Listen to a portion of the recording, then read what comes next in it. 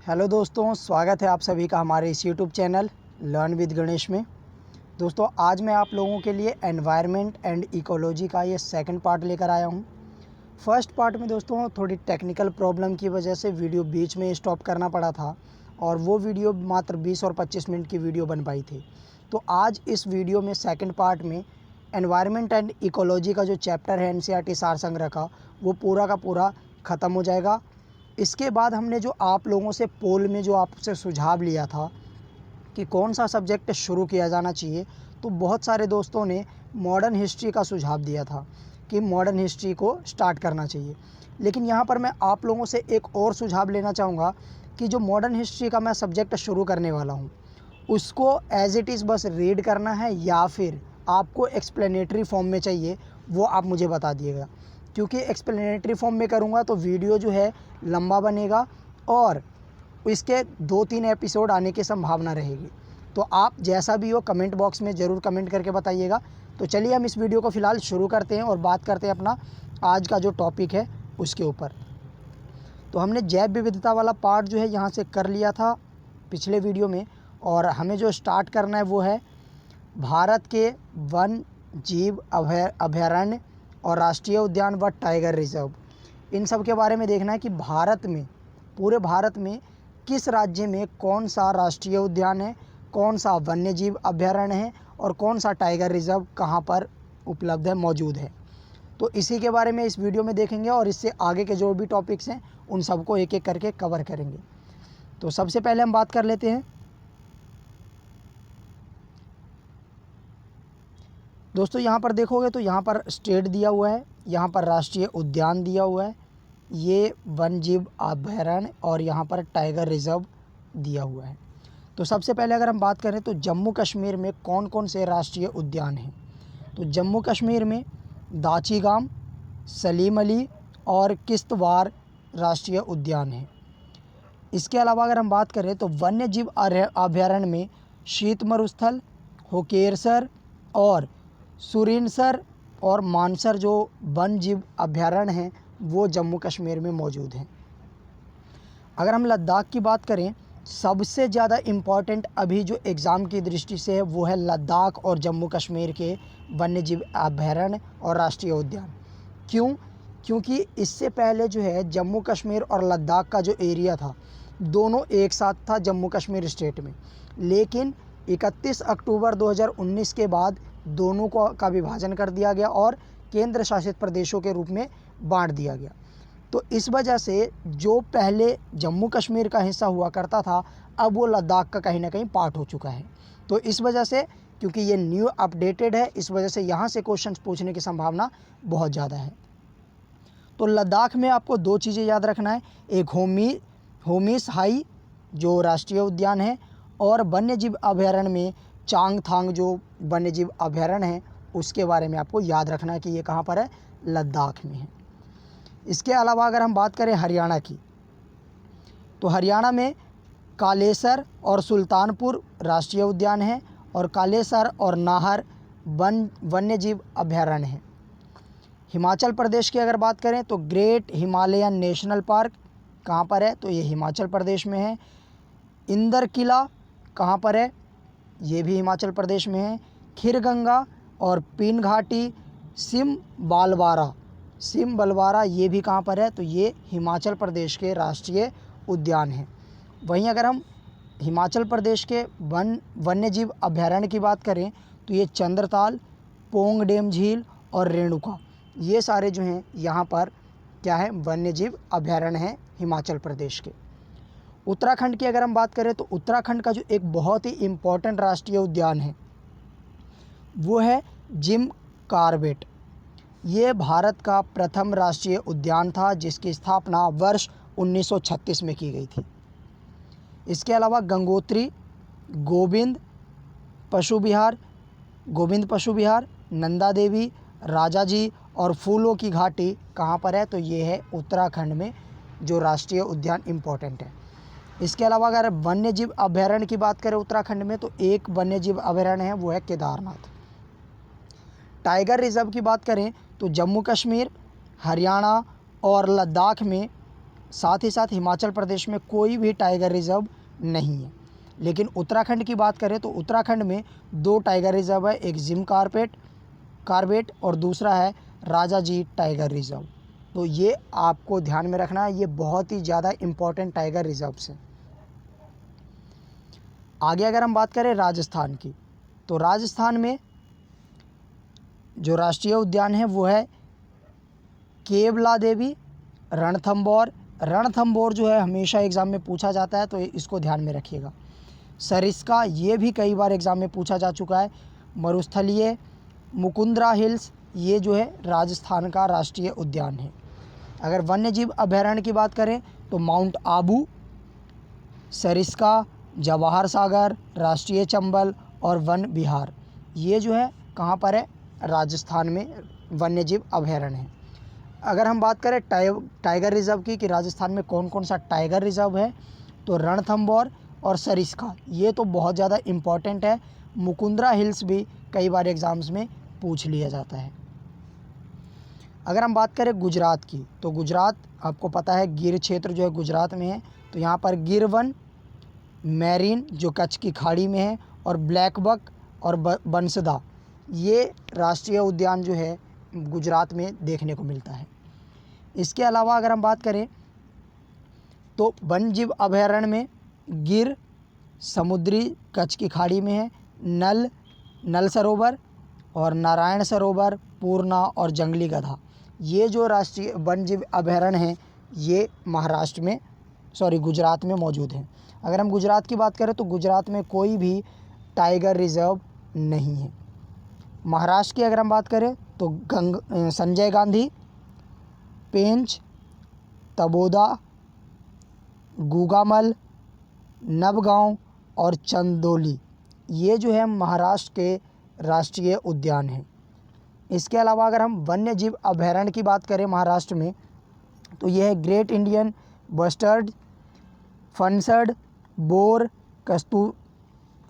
कत्सुबाई, हरिश्चंद्रगढ़, मेलघाट,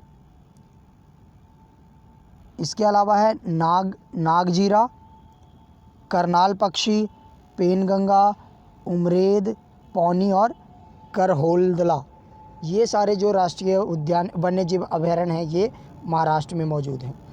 दोस्तों इसमें से जो इम्पोर्टेंट होगा, जो एग्ज़ाम में रिपीटेड हैं, उन वन्य जीव अभयारण्यों के बारे में मैं आपको बताता रहूँगा। मेलघाट, इसके अलावा तबोड़ा अंधेरी, पेंच, सहाद्री, नवगाम और नगजीरा बोर, ये जो है वहाँ पर टाइगर रिज़र्व है, कहाँ पर, महाराष्ट्र में। गोवा की बात करें तो गोवा में एक वन्यजीव अभयारण्य है और एक राष्ट्रीय उद्यान है। तो राष्ट्रीय उद्यान जिसका नाम है महावीर और वन्यजीव अभयारण्य उसका भी नाम क्या है, महावीर है। तो गोवा में एक ही है। कर्नाटक की बात करें तो कर्नाटक में राजीव गांधी, नागरहोल, कुद्रेमुख, बन्नेरघट्टा, अंशी और बांदीपुर, ये यहाँ पर जो है राष्ट्रीय उद्यान है। और डांडेली, पाट घाट प्रभा, चंचोली और ताल का वेरी, नाम थोड़े अटपटे से हैं लेकिन इसको आपको ध्यान में रखना पड़ेगा। तो ये जो है कर्नाटक के वन्य राष्ट्रीय उद्यान हैं, वन्य जीव अभयारण्य। और यहाँ पर जो टाइगर रिजर्व है वो बांदीपुर, भद्रा, दांडेली, अंशी, नागरहोल और बिलगिर रंगनाथ मंदिर, ये जो है ये कहाँ पर हैं, तो ये कर्नाटक में है। केरल की बात कर लें तो केरल में जो अनाईमुदी है ये एक राष्ट्रीय उद्यान है। इराविकुलम, ये भी एक महत्वपूर्ण राष्ट्रीय उद्यान है। मथिकेट्टन, सोला, ये भी एक महत्वपूर्ण राष्ट्रीय उद्यान है।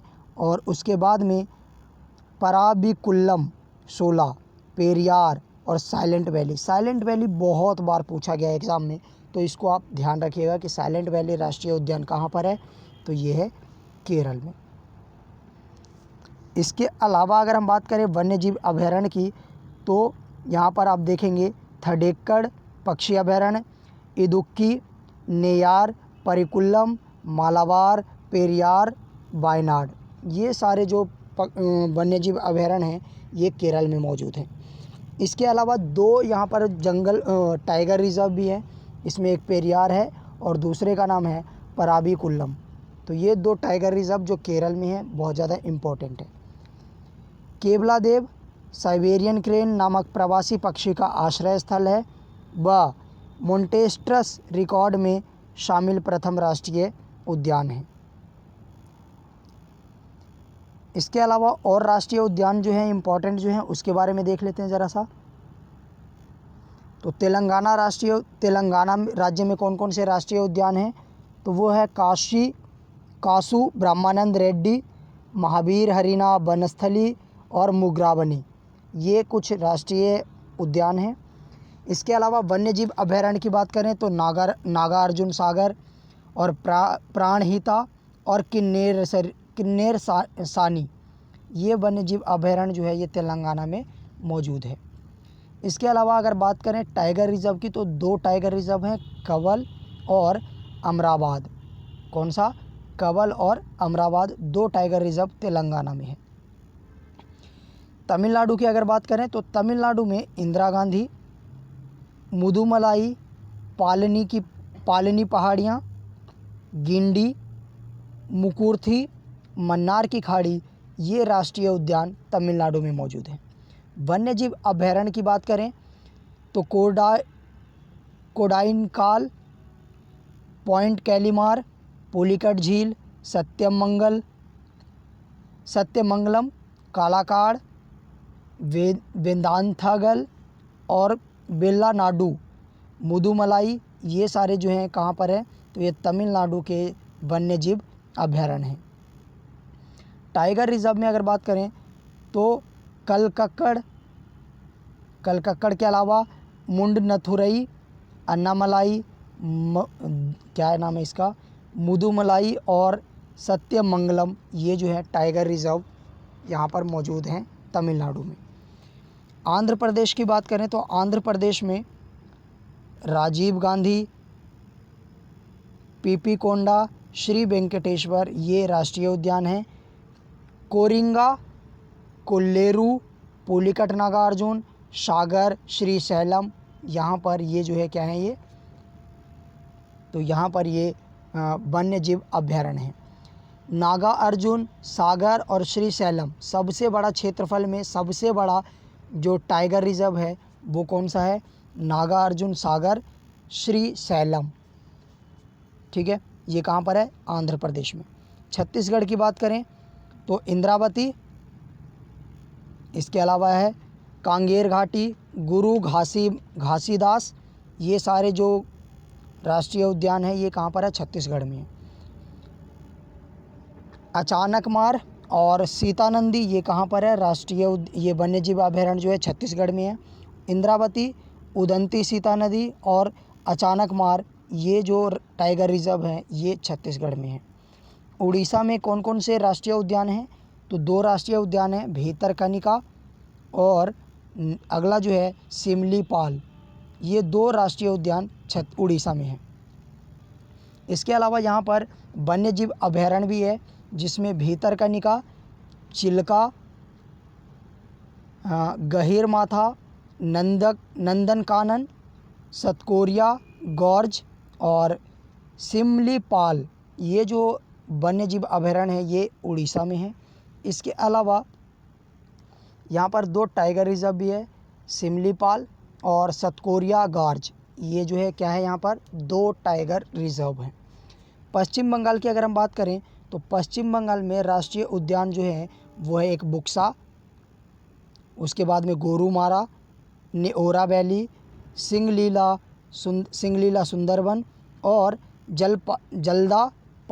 जल्दापारा, तो ये राष्ट्रीय उद्यान जो है पश्चिम बंगाल में मौजूद है। इसके अलावा अगर हम बात करें वन्यजीव अभयारण्य की तो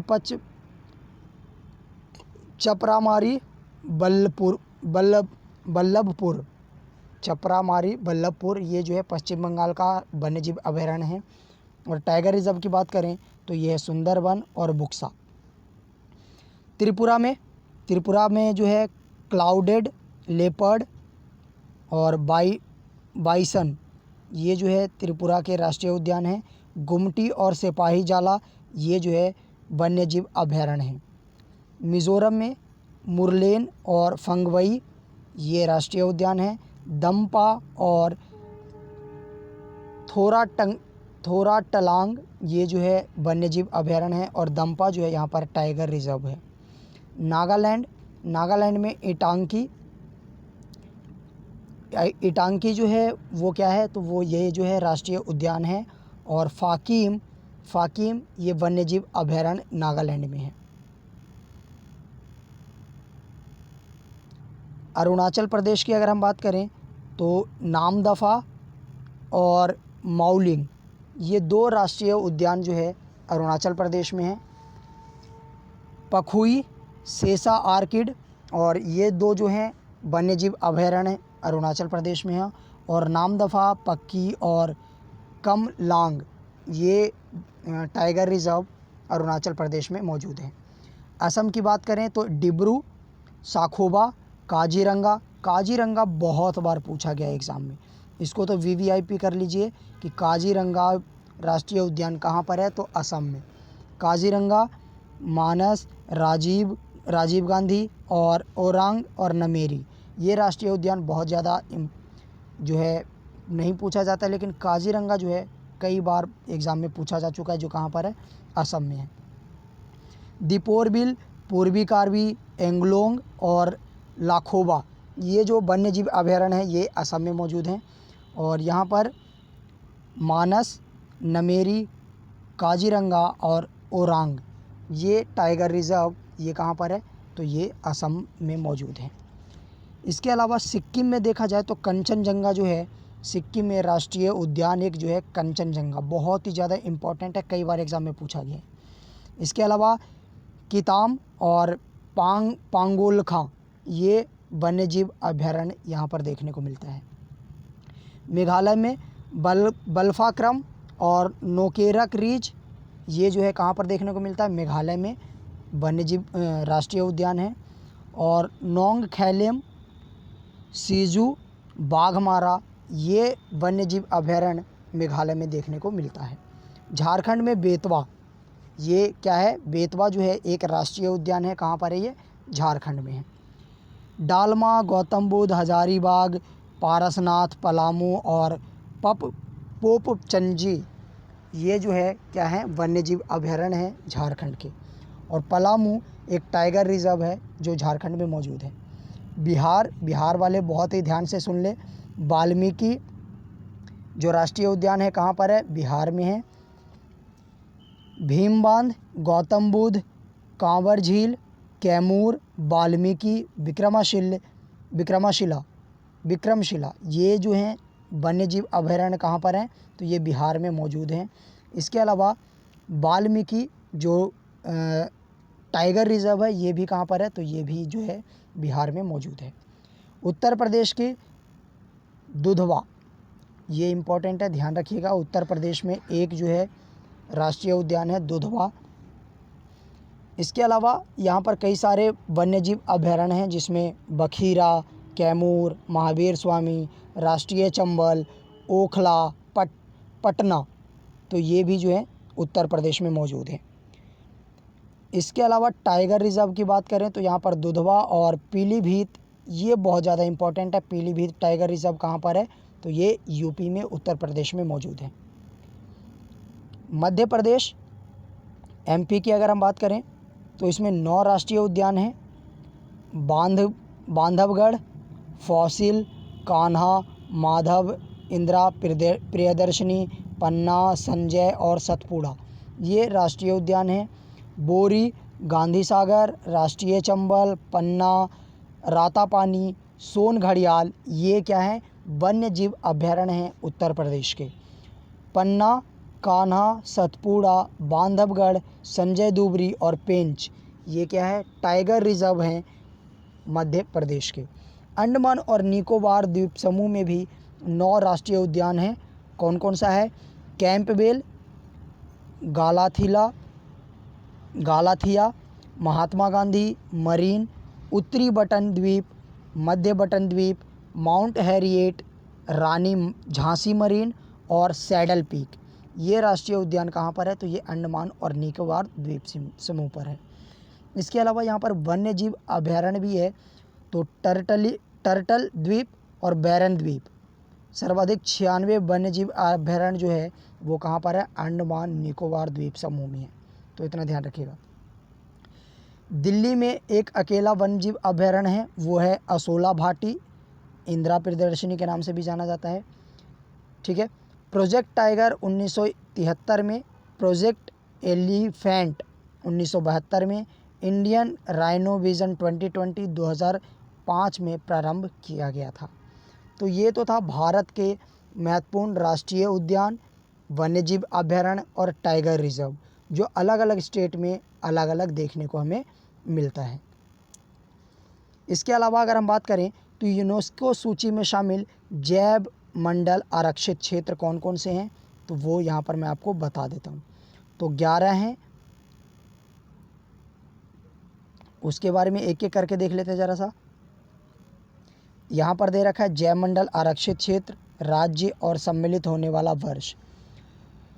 तो नीलगिरी जो है जैव मंडल आरक्षित क्षेत्र, इसको घोषित किया गया यूनेस्को द्वारा एक सूची जारी की जाती है जिसमें जैव मंडल आरक्षित क्षेत्रों को चिन्हित किया जाता है और उसमें नीलगिरी को शामिल किया गया है। तो ये कहाँ पर है? केरल, तमिलनाडु और कर्नाटक में ये फैला हुआ है और इसको यूनेस्को सूची में कब शामिल किया गया? तो वर्ष 2000 में इसको शामिल किया गया था। मन्नार की खाड़ी ये भी यूनेस्को की सूची में शामिल है और ये कहाँ पर है? तो तमिलनाडु में है, 2001 में इसको शामिल किया गया। सुंदरवन सबको पता है पश्चिम बंगाल में है और इसको कब शामिल किया गया? तो 2001 में जो है यूनेस्को सूची में जैव मंडल आरक्षित क्षेत्र के रूप में इसको शामिल किया गया। नंदा देवी ये उत्तराखंड में है, 2004 में इसको शामिल किया गया। नोकरेक मेघालय में है और इसको 2009 में शामिल किया गया। पंचमढ़ी ये मध्य प्रदेश में है, 2009 में इसको यूनेस्को की सूची में शामिल किया गया। और सिमलीपाल ये उड़ीसा में है और इसको 2009 में शामिल किया गया। अमरकंटक और अचानकमार ये भी कहाँ पर है? ये मध्य प्रदेश और छत्तीसगढ़ में मौजूद हैं और 2012 में जो है इसको यूनेस्को की सूची में शामिल किया गया। ग्रेट निकोबार ये अंडमान निकोबार द्वीप समूह में है और 2013 में इसको शामिल किया गया था। अगस्त्यमलाई ये तमिलनाडु में है, 2016 में इसको शामिल किया गया। और कंचनजंगा जो सिक्किम में है, 2018 में इसको यूनेस्को की सूची में शामिल किया गया। इसके अलावा अगर और हम बात करें तो जैव सुरक्षा का कार्टेजेना प्रोटोकॉल किस केंद्रीय मंत्रालय द्वारा क्रियान्वित किया गया? पर्यावरण एवं वन मंत्रालय द्वारा। भारत का प्रथम national centre for marine biodiversity किस शहर में स्थापित किया गया? तो जामनगर गुजरात में। उड़ने वाली छिपकली जिसे डेको कहा जाता है वह भारत में कहाँ पाई जाती है? तो पश्चिमी घाट के वनों में। क्षेत्रफल की दृष्टि से भारत का सबसे बड़ा टाइगर रिजर्व कौन सा है? तो ये है नागार्जुन सागर, आंध्र प्रदेश में। जिम कॉर्बेट 1976 में उत्तराखंड में 1936 में स्थापित किया गया भारत का प्रथम राष्ट्रीय उद्यान व प्रोजेक्ट टाइगर के अंतर्गत अधिसूचित प्रथम टाइगर रिजर्व है। पहले इसका नाम हेली टाइगर उद्यान था। विश्व का कौन सा द्वीप केवल पक्षियों के लिए आरक्षित है? तो वो है कजिन द्वीप। भारत में पक्षियों का प्रथम वन अरण्य कहाँ स्थापित किया गया? तो ये किया गया था वेदांगथल में, तमिलनाडु में। भारत का प्रसिद्ध नीलगिरी जीव मंडल आरक्षित क्षेत्र कितने राज्यों में विस्तृत है? तो 3 राज्यों में है। ये कौन कौन सा है? वो तमिलनाडु, कर्नाटक और केरल। कान्हा राष्ट्रीय उद्यान किस जंतु के संरक्षण के लिए प्रसिद्ध है? तो बारहसिंगा के लिए। भारत का प्रसिद्ध फूलों की घाटी वाला राष्ट्रीय उद्यान क्षेत्र किन पर्वतारोहियों ने खोजा था? तो ये खोजा था फ्रैंक स्माइथ और होल्ड्सवर्थ ने। किसे गंगा के टाइगर की उपमा दी जाती है? तो डॉल्फिन को। डॉल्फिन को क्या कहा जाता है? गंगा का टाइगर। पक्षी अभयारण्य की अगर हम बात करें तो कहाँ कहाँ पर है ये? घाना पक्षी अभयारण्य, घाना पक्षी विहार, ये भरतपुर यानी राजस्थान में है। रंगन थिट्टू पक्षी विहार, ये मांड्या कर्नाटक में है। वेदांत गल पक्षी विहार, कांचीपुरम तमिलनाडु में है। नीलापट्टू पक्षी विहार, नेल्लौर आंध्र प्रदेश में है। सुल्तानपुर पक्षी विहार, गुरुग्राम हरियाणा में है।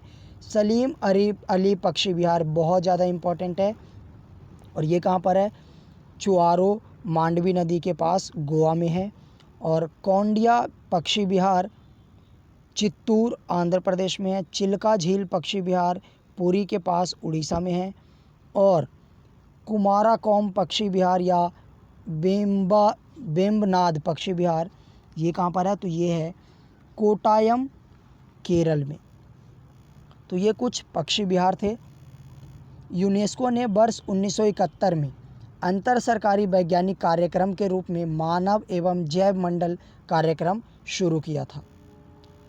नेक्स्ट जो हमारा टॉपिक है एनवायरनमेंट का, वो है जलवायु परिवर्तन। दोस्तों, वीडियो को अपने दोस्तों के साथ शेयर करते रहिए और वीडियो को लाइक कीजिएगा। अगर अभी चैनल पर नए हैं तो चैनल को ज़रूर सब्सक्राइब कर लीजिए और बेल आइकन को प्रेस ज़रूर कर लीजिएगा, ताकि जब भी कोई नई वीडियो इस चैनल पर डाला जाए तो उसका नोटिफिकेशन आप लोगों को मिल जाए। चलिए देखते हैं हमारा जो अगला टॉपिक है जलवायु परिवर्तन का। जलवायु परिवर्तन के प्रमुख कारण क्या है? तो ग्रीन हाउस गैसें, ओजोन परत का क्षरण तथा प्रदूषण। ग्रीन हाउस गैसों की संकल्पना किसने प्रस्तुत करी थी? तो जोसेफ फोरियर ने। किसी गैस का वैश्विक तापन विभव किन बातों पर निर्भर करता है? तो उस गैस के अणुओं की दक्षता पर एवं उस गैस के वायुमंडलीय जीवन काल पर।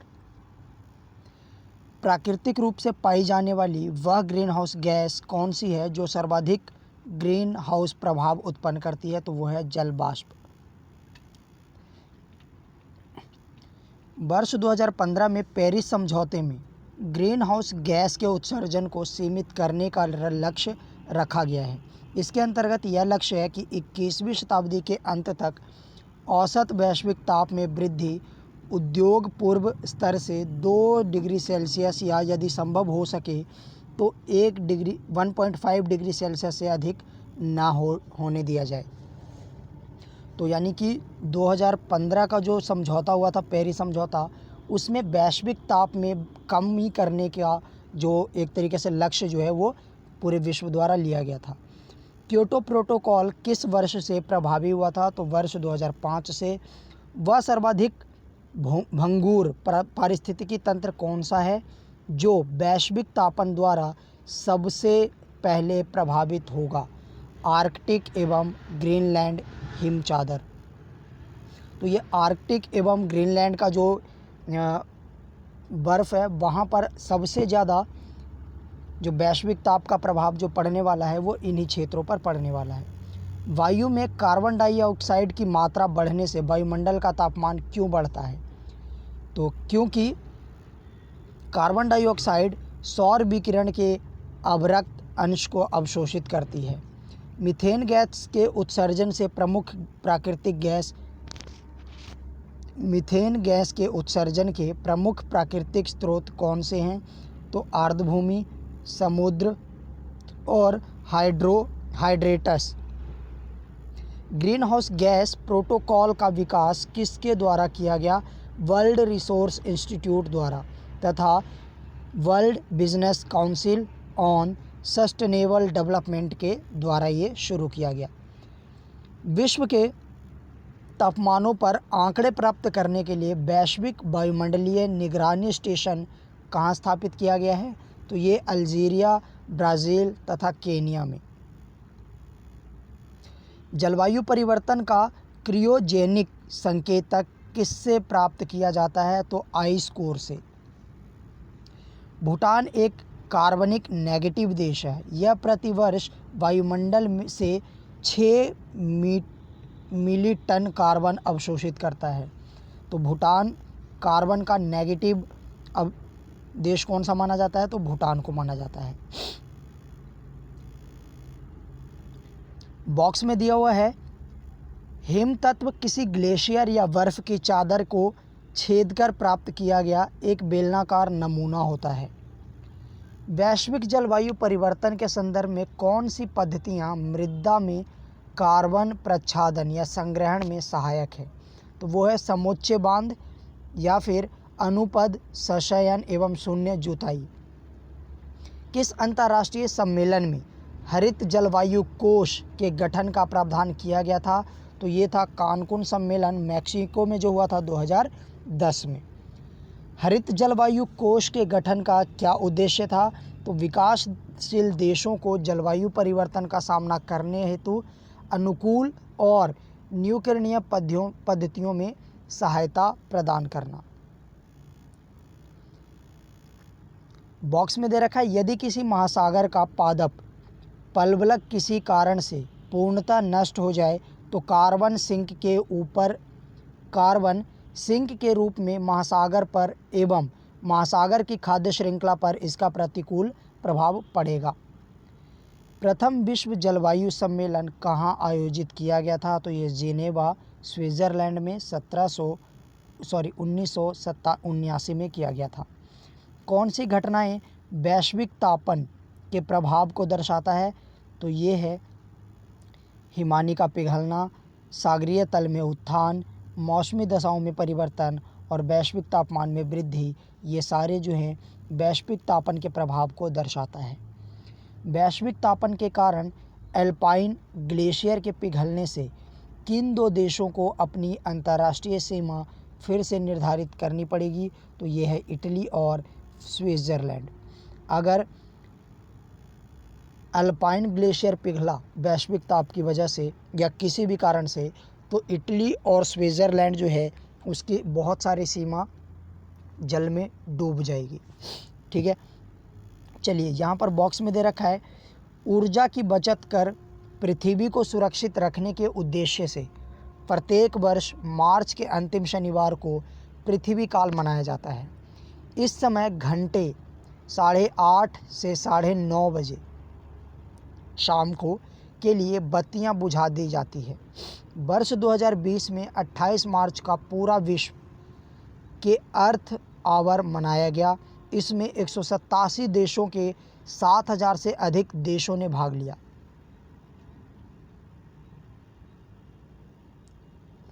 Green group world wide fund for nature द्वारा आयोजित यह अर्थ आवर का 14वां संस्करण था। इसका विषय था जलवायु परिवर्तन। भारत ने क्योटो प्रोटोकॉल की द्वितीय प्रतिबद्धता अवधि पर अपनी सहमति कब प्रदान की? तो 8 अगस्त 2017 को। आईपीसी की पहली रिपोर्ट कब प्रकाशित हुई? तो वर्ष 1990 में।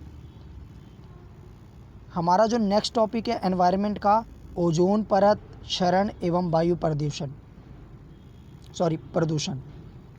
तो दोस्तों, अगर अभी तक हमारे चैनल पर आप नए हैं और चैनल को अगर अभी तक सब्सक्राइब नहीं किया तो चैनल को सब्सक्राइब कर लीजिए और उम्मीद करता हूँ वीडियो को शेयर ज़रूर करेंगे आप।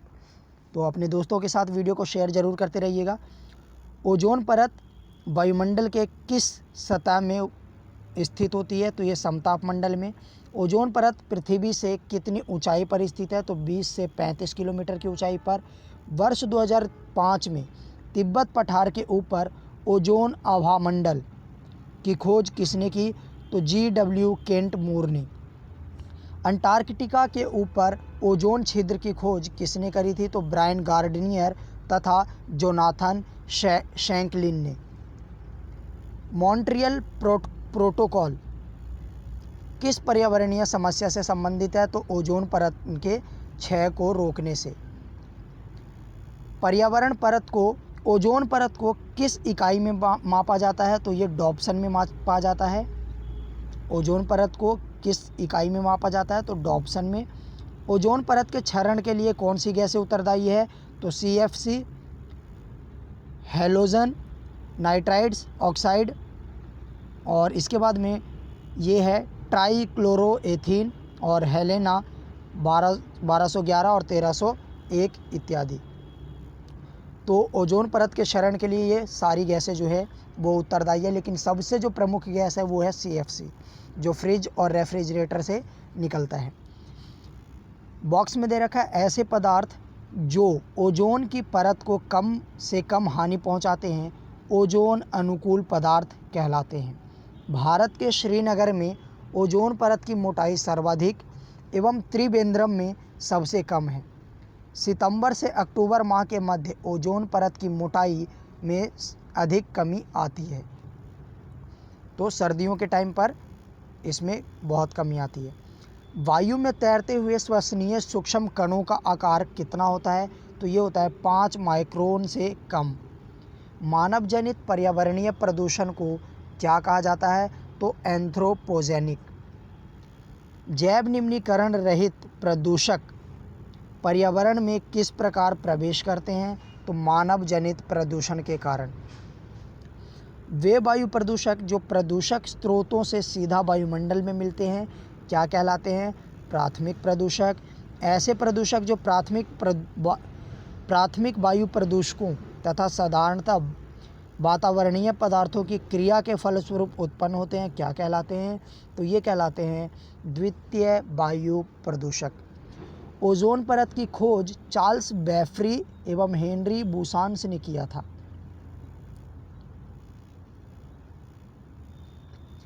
नेक्स्ट अगर हम बात करें तो पॉलीसिएलिट नाइट्रेट, ओजोन तथा स्मॉग किस प्रकार के प्रदूषक हैं? तो ये हैं द्वितीयक प्रदूषक। कौन सा वायु प्रदूषक ऑक्सीजन की अपेक्षा अधिक शीघ्रता से रक्त के होमोग्लोबिन में घुल जाता है? तो ये कार्बन मोनोऑक्साइड। जब अकार्बनिक पोषक जैसे फास्फेट तथा नाइट्रेट घुलकर जलीय पारिस्थितिकी तंत्र में आ जाते हैं तो ये जलीय पारिस्थितिकी तंत्र में किस घटना में वृद्धि करते हैं? तो ये सुपोषण में वृद्धि करते हैं। वाहनों में पेट्रोल के दहन के परिणाम स्वरूप कौन सी धातु वायु को प्रदूषित करती है? तो लेड। ऐसे प्रदूषक जो सूक्ष्म जीवों के द्वारा समय के साथ प्रकृति में सरल हानि रहित तत्वों में विघटित कर दिए जाते हैं क्या कहलाते हैं? जैव विघटित प्रदूषक। अम्ल वर्षा के लिए कौन सी गैसें उत्तरदायी है? तो नाइट्रस ऑक्साइड और सल्फर डाइऑक्साइड। अम्ल वर्षा से मृदा पर क्या प्रभाव पड़ता है? तो मृदा का पीएच मान कम हो जाता है। नेक्स्ट अगर देखें तो एस्बेस्टस फाइबर से युक्त वातावरण में अधिक समय तक रहने से कौन सा रोग हो जाता है? तो ये हो जाता है एस्बेस्टोसिस। जैव उपचारण से तात्पर्य है जीवों द्वारा पर्यावरण से विषाक्त पदार्थों का निष्कासन। नेक्स्ट देखें यहाँ पर बॉक्स में दे रखा है एक रेफ्रिजरेटर में प्रशीतक के रूप में भरी जाने वाली गैसों का विपणन सामान्यतः माइक्रोन ब्रांड नाम के अंतर्गत किया जाता है। ये सामान्यतः हैलोनिक हाइड्रोकार्बन होते हैं। इसके अतिरिक्त बड़े संयंत्रों में अमोनिया भी प्रशीतक के रूप में प्रयोग की जाती है। जैव उपचार यदि प्रदूषण प्रभावित क्षेत्र में किया जाता है तो इससे क्या कहा जाता है? तो ये कहते हैं स्वस्थानीय जैव उपचार। यदि प्रदूषित पदार्थ को किसी अन्य स्थान पर ले जाकर उसका जैव उपचार किया जाए तो इस प्रक्रिया को क्या कहते हैं? तो इसे कहते हैं बाह्य स्थानीय जैव उपचार। इसका सीधा सा मतलब है कि अगर जैव उपचार प्रदूषण प्रभावित क्षेत्र में किया जाए तो यह स्वस्थानीय, और अगर प्रदूषित पदार्थ को जो है प्रदूषित स्थान से किसी अन्य स्थान पर ले जाकर इसका उपचार किया जाए तो इसे हम कहते हैं बाह्य स्थानीय जैव उपचार। प्रदूषकों को जड़ों व पत्तियों में संग्रहित कर जैव उपचार करना क्या कहलाता है? फाइटोनिष्कर्षण। नेक्स्ट देखते हैं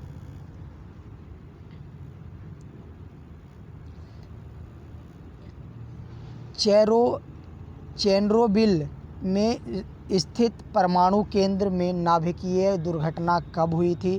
तो ये हुआ था 26 अप्रैल 1986 को। यहाँ पर कुछ प्रदूषक दे रखे हैं और उसके दुष्प्रभावों के बारे में बताया है कि उनसे क्या क्या प्रभाव हमारे शरीर पर पड़ता है। तो कार्बन डाइऑक्साइड के कारण श्वास संबंधित रोग हो जाता है। नाइट्रोजन ऑक्साइड के कारण केंद्रीय तंत्रिका तंत्र संबंधी समस्याएं उत्पन्न हो जाती है। धूलकण यकृत और वृक्क को क्षति पहुंचाते हैं। शीशा जो है कैंसर से, शीशा की वजह से कैंसर जैसी बीमारियां जो हैं वो फैल सकती है। भारत की कौन सी नदी अपने प्रदूषकों के कारण जैविक मरुस्थल कहलाती है? तो यह है दामोदर नदी, जो दक्षिण भारत की एक नदी है। पेयजल में नाइट्रेट की मात्रा अधिक होने से बच्चों में कौन सा रोग हो जाता है? तो ये होता है ब्लू बेबी सिंड्रोम अथवा मिथेन ग्लोबोनीमिया। सिगरेट के धुएं में कौन से प्रमुख प्रदूषक पाए जाते हैं? तो कार्बन मोनोऑक्साइड व बेंजीन। ग्रीन मफलर किस पर्यावरणीय समस्या से संबंधित है? तो ये है ध्वनि प्रदूषण से। अधूरे प्रज्वलन के कारण कार से कौन सी गैस निकलती है? Carbon monoxide. पॉलीथीन की थैलियों को नष्ट क्यों नहीं किया जा सकता? पॉलीमर से निर्मित होने के कारण, क्योंकि पॉलीथीन की थैलियाँ जो है पॉलीमर से निर्मित होती है, इसी वजह से इनको नष्ट नहीं किया जा सकता है। भोपाल गैस त्रासदी में यूनियन कार्बाइड फैक्ट्री से किस गैस का रिसाव हुआ था? तो ये हुआ था मिथाइल आइसोसाइनेट का। इंसिनरेटर्स का प्रयोग किस लिए किया जाता है? कूड़े कचरे को जलाने के लिए। भारत में जल प्रदूषण निवारण तथा नियंत्रण अधिनियम किस वर्ष लागू किया गया था? तो वर्ष 1974 में। कौन सा ईंधन न्यूनतम वायु प्रदूषण करता है? तो ये हाइड्रोजन। सुपरसोनिक जेट विमानों से निकलने वाली कौन सी गैस ओजोन परत को क्षति पहुंचाती है? तो नाइट्रोजन ऑक्साइड। पार्थेनियम के परागकणों से कौन सा रोग होता है? चर्म रोग एवं दमा रोग। लाइकेन्स किस प्रकार के प्रदूषण के सबसे अच्छे संकेतक होते हैं? तो लाइकेन जो है वायु प्रदूषण का सबसे अच्छा संकेतक है। नाभिकीय ऊर्जा के उपयोग से किस प्रकार का प्रदूषण होता है? तो ऊष्मीय प्रदूषण। इंडोर वायु प्रदूषण की सर्वाधिक महत्वपूर्ण प्रदूषक रेडान गैस है। इससे फेफड़ों का कैंसर एवं रक्त कैंसर होता है।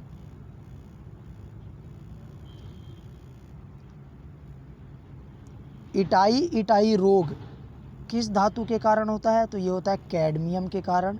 शीशा रहित पेट्रोल में उचित ऑक्टेन मान प्राप्त करने के लिए क्या मिलाया जाता है? तो बेंजीन, टाल्यून और जाइलिन को मिलाया जाता है। बेंजीन के कारण कौन सा रोग होने की संभावना होती है? तो ये होता है रक्त कैंसर। सिलिकोसिस तथा एस्बेस्टोसिस नामक रोग किस प्रकार के धूलकणों से होता है? तो सिलिका एवं एस्बेस्टस युक्त धूलकणों से। भूमिगत जल को प्रदूषित करने वाले प्रमुख प्रदूषक तत्व कौन से हैं? तो यह है आर्सेनिक तथा फ्लोराइड। आगे अगर देखें, कोयला उद्योग में संलग्न व्यक्तियों को सामान्यतः कौन सा रोग हो जाता है? तो ये होता है न्यूमोकोनियोसिस। भारत में प्राय सभी अपमार्जकों में किस पदार्थ की अधिकता पाई जाती है? तो यह फास्फेट की। किस उद्योग में संलग्न लोगों को बिसिनोसिस रोग से ग्रस्त हो जाने की जोखिम रहता है? तो कपड़ा उद्योग में जो व्यक्ति लगा रहता है उन लोगों को बिसिनोसिस रोग होने की संभावना बनी रहती है। जल में अकार्बनिक यौगिकों का मापन सामान्यतः किस पद्धति से किया जाता है? तो क्रोमेटोग्राफी के द्वारा जो है कार्बनिक यौगिकों का मापन किया जाता है। ब्लैकफुट नामक रोग किस कारण होता है? तो पेयजल में आर्सेनिक की अधिकता के कारण। किस पादप को जलीय विषाक्त पदार्थों के अवशोषक के रूप में जाना जाता है? तो जलकुंभी को। ग्लोबल वार्मिंग के फलस्वरूप जलवायु में होने वाले परिवर्तन का मापन कैसे किया जाता है? तो रेडियो सक्रिय फोर्सिंग के द्वारा। जीरोडर्मा पिगमेंटोसम नामक रोग किस प्रकार के विकिरण की प्रति संवेदनशील व्यक्तियों को होता है। तो ये पराबैंगनी विकिरण के प्रति संवेदनशील व्यक्तियों को ये रोग होता है। यहाँ पर दे रखा है कुछ रोग और उससे प्रभावित होने वाले अंग। तो एस्बोट्स धूल इससे फेफड़ा प्रभावित होता है, सीसा इससे मस्तिष्क, पारा से उदर और कार्बन मोनोऑक्साइड से रक्त वाहिकाएं प्रभावित होती है। नेक्स्ट अगर हम देखें तो पर्यावरणीय संस्थाएं एवं संगठन दिया हुआ है और साथ ही साथ उनके कुछ उद्देश्यों का वर्णन यहाँ पर किया गया है।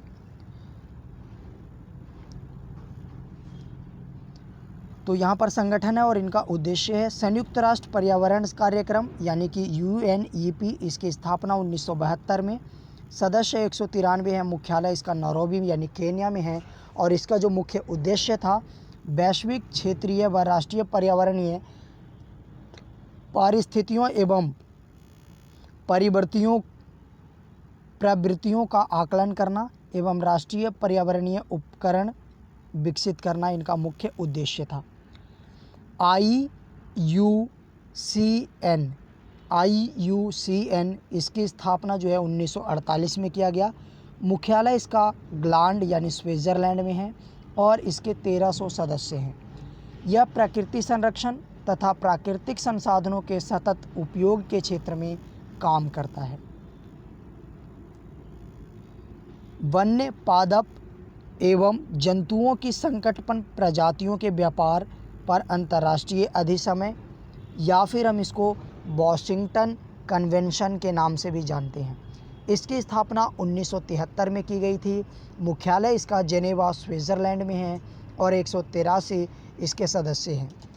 इसका उद्देश्य यह सुनिश्चित करना है कि वन्य जीवों एवं पादपों का अंतर्राष्ट्रीय व्यापार उनकी उत्तरजीविता के लिए संकट उत्पन्न न करे।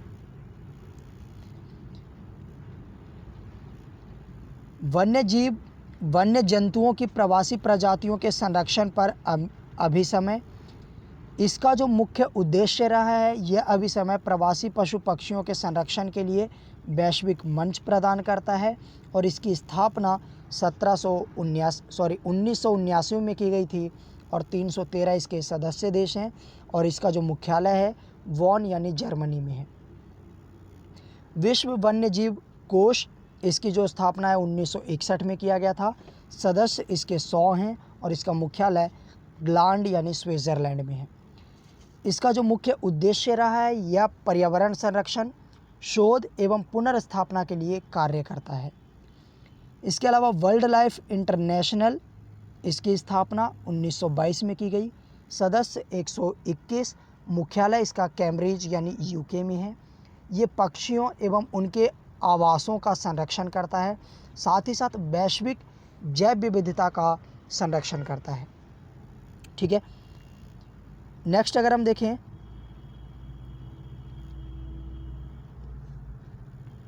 थोड़ा सा कलर इसका चेंज कर देते हैं।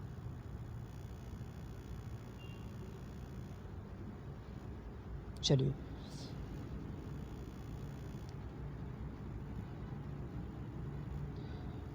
वर्ल्ड इंस्टीट्यूट इसकी स्थापना वर्ष 1974 में, मुख्यालय इसका वॉशिंगटन DC। इसका जो उद्देश्य था पौष्टिक भोजन, नवीकरणीय ऊर्जा तथा सार्वभौमिक पहुंच सुनिश्चित करना। ग्रीन पीस का जो मुख्य उद्देश्य है, यह वैश्विक पर्यावरणीय मुद्दों पर ध्यान केंद्रित करता है, जैसे जलवायु परिवर्तन, नवीकरणीय आनुवांशिक अभियांत्रिकी यानी कि नए नए जो तकनीकों का निर्माण है उसके ऊपर ये ध्यान केंद्रित करता है ग्रीन पीस। और इसकी स्थापना जो की गई थी 1971 में, मुख्यालय इसका एम्स्टर्डम यानी कि नीदरलैंड्स में है।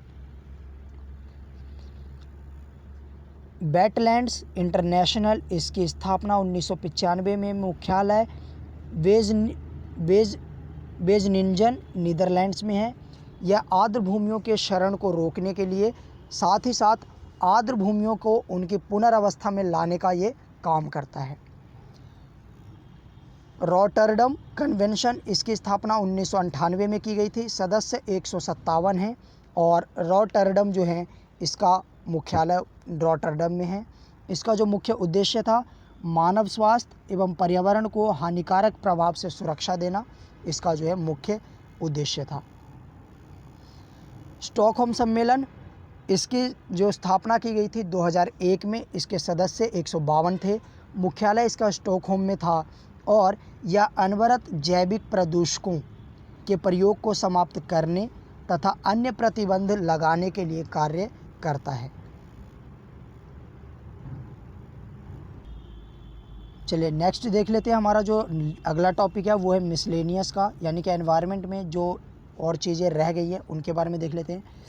पगमार्क तकनीक का प्रयोग किस लिए किया जाता है? तो वन्य जंतुओं की जनसंख्या के आकलन के लिए किस तकनीक का प्रयोग किया जाता है? तो पगमार्क तकनीक का। एजेंडा 21 का संबंध किससे है? तो सतत विकास से, यानी कि सस्टेनेबल डेवलपमेंट से। ये जो सतत विकास का जो अवधारणा जो प्रस्तुत किया गया था, या जो एजेंडा 21 जो है वो कब प्रस्तुत किया गया? तो ये पृथ्वी सम्मेलन में प्रस्तुत किया गया था 1992 में। इको मार्क क्या है? तो पर्यावरण अनुकूल उत्पादों को भौतिक मानक द्वारा भारतीय मानक ब्यूरो द्वारा प्रदान किया गया प्रमाणन चिन्ह है। तो इको मार्क जो है ये क्या है? एक प्रमाण चिन्ह है। किसके द्वारा दिया गया? भारतीय मानक ब्यूरो द्वारा। ग्लोबल 500 पुरस्कार किस क्षेत्र में विशेष उपलब्धियों हेतु प्रदान किया जाता है? तो पर्यावरण संरक्षण के क्षेत्र में विशेष उपलब्धि प्राप्त करने पर ग्लोबल 500 पुरस्कार प्रदान किया जाता है। ग्लोबल 500 पुरस्कार वर्ष 1987 में संयुक्त राष्ट्र पर्यावरण कार्यक्रम यानी UNEP, United Nation Environmental Programme द्वारा स्थापित किया गया था। वर्ष 1987 में अनिल अग्रवाल तथा वर्ष 2003 में डॉक्टर बिंदेश्वर पाठक को यह पुरस्कार प्रदान किया गया था। किस देश में प्रत्येक माह के अंतिम शनिवार को राष्ट्रीय स्वच्छता दिवस मनाया जाता है? तो फ्रांस में। किस पर्यावरण कार्यकर्ता को वृक्ष मानव कहा जाता है? तो चंदी प्रसाद भट्ट को, जो चिपको आंदोलन से संबंधित एक बहुत ही प्रमुख व्यक्तित्व थे, बहुत ही प्रमुख नेता थे। राजीव गांधी पर्यावरणीय पुरस्कार किस लिए प्रदान किया जाता है? स्वच्छ प्रौद्योगिकी एवं विकास के क्षेत्र में योगदान के लिए। राष्ट्रीय पर्यावरणीय इंजीनियरिंग शोध संस्थान कहाँ स्थित है? तो ये है नागपुर में। पेरियार गेम अभयारण्य किस लिए प्रसिद्ध है? तो ये बाघों के लिए। Indian institute of ecology and environment कहाँ अवस्थित है? तो ये नई दिल्ली में अवस्थित है। भारत सरकार द्वारा किस वर्ष केंद्रीय गंगा प्राधिकरण का गठन किया गया? तो वर्ष 1982 में। भारत की जलवायु परिवर्तन पर प्रथम राष्ट्रीय कार्य योजना कब प्रकाशित हुई? तो ये वर्ष 2008 में। भारतीय वन्यजीव संस्थान कहाँ स्थित है? देहरादून में।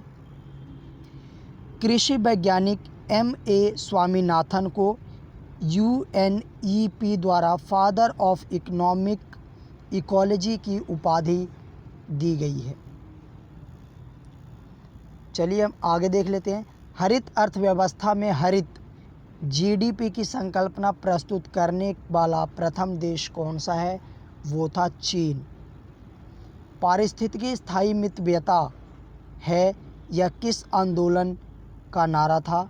यह है चिपको आंदोलन का नारा। राष्ट्रीय कृषि वानिकी अनुसंधान केंद्र कहाँ स्थित है? झांसी यानी उत्तर प्रदेश में। अमृता देवी स्मृति पुरस्कार किस लिए दिया जाता है? वन एवं वन्य जीवों की सुरक्षा के लिए किए गए कार्यों के संदर्भ में ये पुरस्कार दिया जाता है।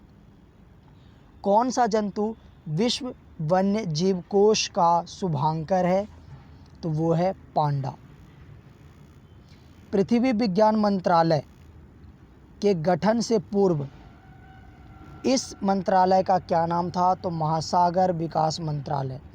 यमुना एक्शन प्लान औपचारिक रूप से कब प्रारंभ किया गया था? तो वर्ष 1993 में। सासाकावा पुरस्कार किस क्षेत्र में प्रदान किया जाता है? तो पर्यावरण संरक्षण एवं प्रबंधन के क्षेत्र में। यहाँ पर कुछ आंदोलन एवं उससे संबंधित कुछ महत्वपूर्ण व्यक्तित्व दिया हुआ है जो बहुत ही इम्पोर्टेंट है और कई बार ये मैचिंग में दे दिया जाता है। तो यहाँ पर चिपको आंदोलन से संबंधित 3 जो हैं बहुत ही महत्वपूर्ण व्यक्तित्व रहे हैं, सुंदरलाल बहुगुणा, गौरा देवी और चंडी प्रसाद भट्ट। नर्मदा बचाओ आंदोलन से बाबा आमटे और मेधा पाटिकर बहुत ही ज़्यादा महत्वपूर्ण व्यक्तित्व हैं। मैती आंदोलन कल्याण सिंह रावत और बिश्नोई आंदोलन से संत भोजी जी जोभाजी और अमृता देवी बिश्नोई जो है इम्पोर्टेंट है। प्रथम पृथ्वी सम्मेलन कहाँ आयोजित किया गया था? तो रियो डी जेनेरियो ब्राज़ील 1992 में। अंतर्राष्ट्रीय सौर गठबंधन का प्रथम शिखर सम्मेलन किस शहर में आयोजित किया गया था? नई दिल्ली में। कब किया गया? वर्ष 2018 में। नेक्स्ट देख लेते हैं, और ये हमारा एनवायरनमेंट का लास्ट टॉपिक है, लास्ट पेज है, तो चलिए हम इसको भी ख़त्म कर लेते हैं। अंतर्राष्ट्रीय पर्यावरण एवं सम्मेलन और संधियों की चर्चा यहाँ पर की गई है। तो यहाँ पर दिया हुआ है सम्मेलन, यहाँ पर वर्ष और यहाँ पर जो निर्णय लिया गया है उसके बारे में जानकारी दी गई है। अंतर्राष्ट्रीय मानव पर्यावरण सम्मेलन ये कब हुआ था? इसे हम स्टॉकहोम सम्मेलन के नाम से जानते हैं और इसे पर्यावरण का मैग्ना कार्टा के नाम से भी जाना जाता है। तो अंतर्राष्ट्रीय मतलब एनवायरनमेंट के ऊपर जो सबसे पहला जो सम्मेलन हुआ था वो स्टॉकहोम सम्मेलन था जो 1972 में हुआ था। इसी में UNEP की स्थापना की गई थी। साथ ही साथ 5 जून को पर्यावरण दिवस के रूप में मनाए जाने का निर्णय लिया गया था। मानव विकास और पर्यावरण के मध्य संघर्ष को कम करने की दिशा में काम करने का प्रयास किया गया था। उसके बाद में आता है हेलसिंकी सम्मेलन, यानी कि जो स्टॉकहोम सम्मेलन था 1972 का, उस सम्मेलन के बाद पर्यावरण के संरक्षण के संदर्भ में बहुत सारे सम्मेलन विश्व में किया गया और उसमें लगभग विश्व के सभी देश जो हैं वो शामिल रहे हैं, क्योंकि पर्यावरणीय समस्या जो है किसी एक देश की समस्या ना होकर पूरे विश्व की, पूरे वर्ल्ड की समस्या है। इसीलिए जो भी सम्मेलन हुआ उन सम्मेलनों में लगभग सभी देश शामिल रहे, कुछ देशों को अगर छोड़ दिया जाए तो, ठीक है। देन आता है नेक्स्ट जो सम्मेलन हुआ था वो कौन सा था?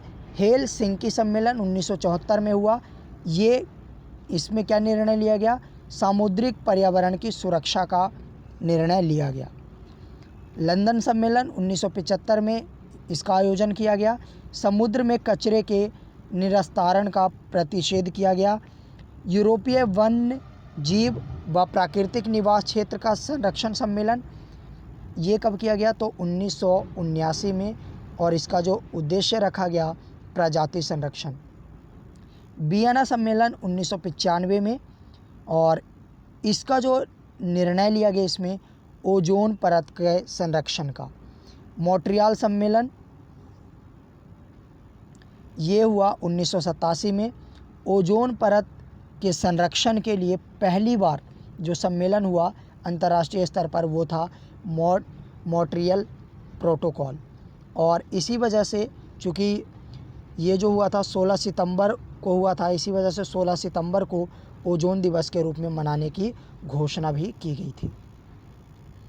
रियो सम्मेलन जिसको हम पृथ्वी सम्मेलन के नाम से भी जानते हैं, और ये सम्मेलन कब हुआ था? 1992 में, और यहाँ पर एजेंडा 21 को स्वीकृत किया गया। साथ ही साथ UNFCCC की स्थापना की गई थी। क्योटो सम्मेलन जिसे क्योटो प्रोटोकॉल के नाम से जब भी जाना जाता है, इसे पृथ्वी 5 के नाम से भी जाना जाता है। तो ये जो सम्मेलन हुआ था पृथ्वी सम्मेलन के 5 वर्ष बाद हुआ था, यानी कि 1997 में हुआ था, और इसमें जो है वैश्विक ताप को कम करने का निर्णय लिया गया था। और ये कहा गया था कि ग्रीन हाउस गैसों का जो प्रभाव बढ़ता जा रहा है उसको कम करने का निर्णय इसमें लिया गया था, और 1990 के स्तर तक वैश्विक ताप को लाने का प्रावधान किया गया। इसके अलावा मालबो घोषणा पत्र वर्ष 2000 में इसका सम्मेलन हुआ, और पर्यावरण संरक्षण में निजी क्षेत्र की भूमिका पर बल दिया गया। इन्फोटेरा सम्मेलन 2000 में हुआ, पर्यावरण से संबंधित सूचना का विस्तार हुआ। जोहान्सबर्ग, जिसे रियो 10 सम्मेलन के नाम से भी जाना जाता है, 2002 में ये सम्मेलन हुआ। इसमें सतत विकास पर बल दिया गया और विश्व एकजुटता कोष की स्थापना की गई। उसके बाद में आता है मॉन्ट्रियल सम्मेलन 2005 में। विकसित देशों द्वारा वर्ष 2012 तक ग्रीन हाउस गैसों के उत्सर्जन को कम कर 1990 के स्तर पर लाने का निर्णय लिया गया। उसके बाद में आता है नूसा दुआ सम्मेलन 2007 में हुआ। ग्रीन हाउस गैसों के उत्सर्जन की दर को 2050 तक 2000 के स्तर पर लाने का निर्णय लिया गया। इसमें कोपहेगन सम्मेलन 2009 में हुआ। इसमें जो है कम कार्बन वाली अर्थव्यवस्था यानी कि कार्बन के उत्सर्जन को कम करने पर विशेष बल दिया गया। कार्बन के उत्सर्जन की कटौती पर निर्णय लिया गया। कानकुन सम्मेलन 2010 में हुआ। हरित जलवायु कोष स्थापित करने का निर्णय लिया गया। दोहा सम्मेलन इसका जो सम्मेलन हुआ 2012 में, और क्लीन डेवलपमेंट मैकेनिज़्म के अंतर्गत प्रदूषण को कम करने का प्रयास किया गया। रियो 20 जो है यानी पृथ्वी 20 जिससे नाम से जाना जाता है, ये 2012 में हुआ और इसका जो मुख्य उद्देश्य था हरित व्यवस्था के ऊपर बल दिया गया। वार्सा सम्मेलन 2013 में ग्रीन क्लाइमेट फंड बनाने पर सहमति बनाई गई। और लीमा सम्मेलन जो 2014 में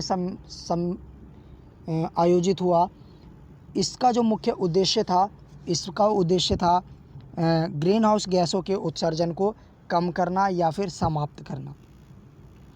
पेरिस सम्मेलन 2015 में हुआ। ये बहुत ही इम्पोर्टेंट सम्मेलन था। इसमें कार्बन उत्सर्जन को कानूनी रूप से कम करने का प्रावधान किया गया, यानी कि बाध्यकारी बनाया गया कि सभी देश जो है कार्बन के उत्सर्जन को कम करेंगे। इसके बाद में आता है बाब इगली सम्मेलन 2016 में हुआ। हमारी जलवायु और सतत विकास के लिए मराकेश कार्यवाही की उद्घोषणा की गई। इसके बाद में आता है काटो-22 सम्मेलन 2018 में। पेरिस समझौते के कन्वेंशन को विस्तृत नियमावली के अनुसार इसको और बढ़ाया गया। बॉन सम्मेलन जो 2017 में हुआ था। फिजी मोमेंटम फॉर इम्प्लीमेंटेशन प्रस्तुत किया गया।